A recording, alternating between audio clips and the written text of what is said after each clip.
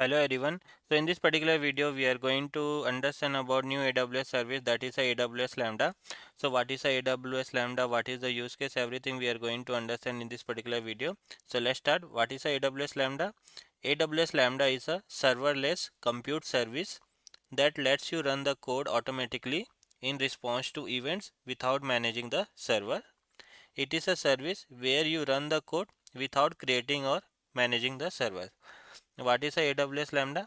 It is a serverless compute service. It is a serverless compute service that lets you run the code automatically. Suppose this is your one of the Python code you have written. So it is a serverless compute that will help you to run this code automatically without managing or creating a server.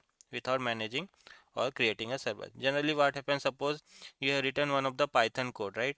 Now this Python code, if you have to run, right, for that you require a compute so that you can do a processing, and also all the servers are configurations are required, right? So in Lambda, right, whatever the code you have, you do not have to create or manage any kind of the server. It will help you to run this code automatically without managing or creating a server. So that is a AWS Lambda.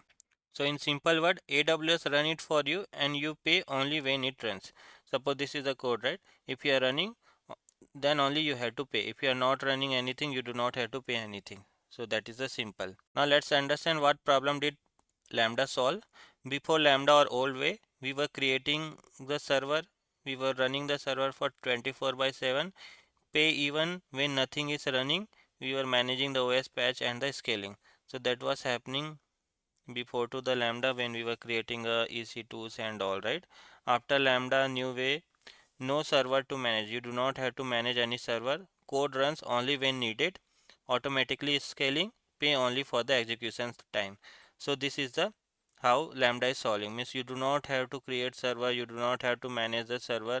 Whatever the code you have, right, and if you want to run, it will provide a server for you.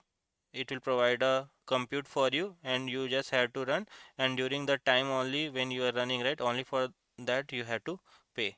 So that is the a new way of working. Now what does serverless? So we say Lambda is a serverless, right? So what is a serverless means? Serverless doesn't mean no server. It means you do not manage the server. Serverless doesn't mean no server. It means you do not manage the server. AWS manage server, OS, scaling and availability. You manage only code. So that is a serverless. So we say Lambda is serverless, right? Serverless compute engine we say, right? Lambda. What is a serverless? It doesn't mean no server. It means you are not managing the server. AWS will manage server for you. You will only manage the code. Now what is a Lambda function? Let's try to understand. A Lambda function is a piece of code written in a Python, Node, Java, etc. Execute for short time, stateless by default. So in a Lambda, right, when we will do a practical, we will see more. What generally we do? We create a Lambda function. We create a Lambda function.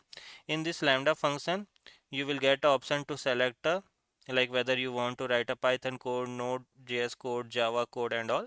So you will write your code here, and in this particular code, if you want to execute it, you can execute that.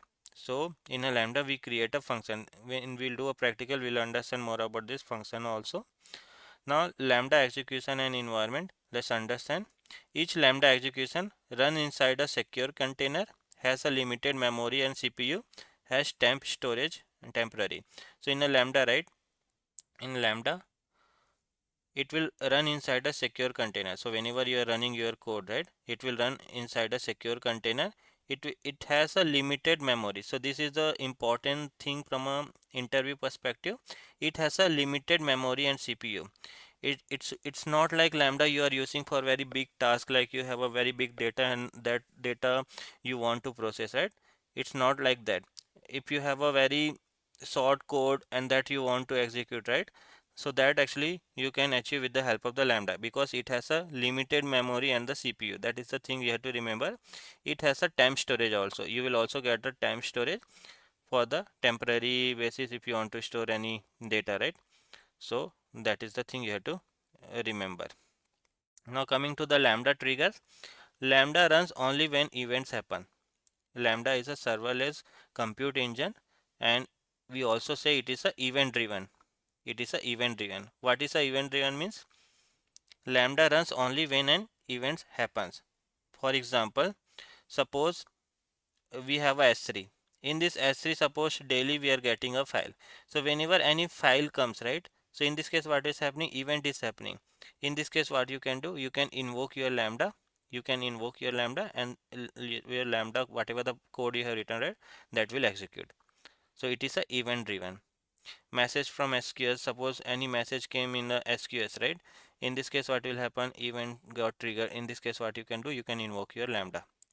Database update, suppose any update happen on your database, right, means any event happen, right, based on that you can invoke the Lambda. So this kind of the thing we can do. So it is a event driven schedule time cron. Now let's try to understand different use case of the Lambda. The first one is the S3 file processing. So you can validate the file, you can rename the file, you can move the file between the folder, you can trigger the ETL pipeline. So the common use case of the AWS Lambda is like, suppose you have a S3. Now in S3, right, suppose any of the file got uploaded. Suppose one file got uploaded, means in this case what will happen? Event will happen, right? Because the file got uploaded. So this means it triggering the event. Now in this case what you can write? You can invoke the Lambda. Now in the Lambda, right, whatever the, suppose you have written one Python code, what actually it is doing? It is validating the files. It is validating the file. It is renaming the file. Suppose you want a specific name, it will move the file between the folder and it will trigger the pipeline. So this kind of the stuff you can do. So any event is triggering, based on that Lambda Python code you can write, where suppose you want to validate the file, you want to rename the file, you want to move into the different folder. This kind of the code actually we can write into the Python based on our requirement, and that will execute. So this is one of the common use case of the Lambda. Second is from a data engineer orchestration perspective. Lambda doesn't do any heavy ETL. So whenever you have to do very heavy ETL, right? For that we don't use a Lambda. For that we have a glue. Now, if you have to start a glue, right? If you have to start a glue, for that you can use a Lambda. Lambda doesn't do heavy ETL, but it start the glue job. It pass the parameter, send success or the failure alert. So this kind of the use case where we use a Lambda. For automating the job, if you have to clean up the old file, if you have to move a data to the archive folder, if you have to apply the lifecycle logic, in that kind of the use case also we use a Lambda. Next is the from the monitoring and alert perspective. If you have a job failure alert, right, for that you can write a Lambda code, and based on that you can trigger a alert. You can missing data alert, SLA monitoring. These are the use case where also we can use a Lambda. Now let's discuss about the AWS Lambda pricing.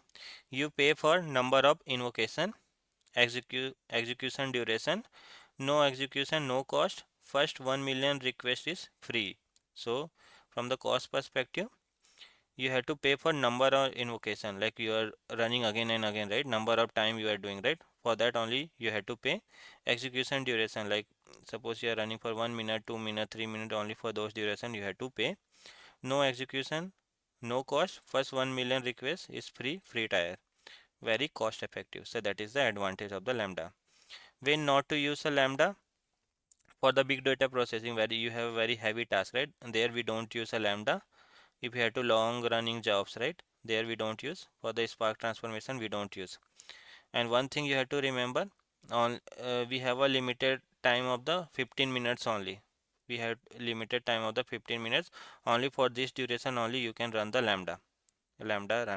Suppose you have a job which may take more than 15 minutes, right? So for that we don't use a Lambda. For that you can use a ETL task or heavy task, Spark transformation and all. But you have a very short code that will be completed within a 15 minutes, right? In that kind of the use case you use a Lambda. So that is the thing you have to remember. Now what is a AWS Lambda? It is a serverless compute service that lets you run the code automatically in response to events without managing the servers. I hope you got the idea. In next video we'll do a practical and we'll understand more.